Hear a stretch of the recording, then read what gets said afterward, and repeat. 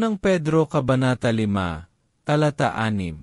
Kaya nga, magpakumbaba kayo sa ilalim ng makapangyarihang kamay ng Diyos, upang sa takdang panahon ay itaas niya kayo.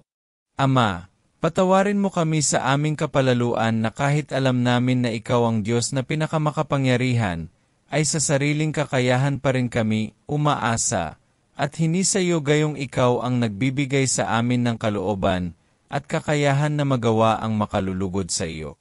Gawin mo kaming lubos na mababa na wala ng ibang inaasahan, kundi ikaw upang kami ay makapamuhay ayon sa iyong kalooban dito sa lupa gaya ng nasa langit.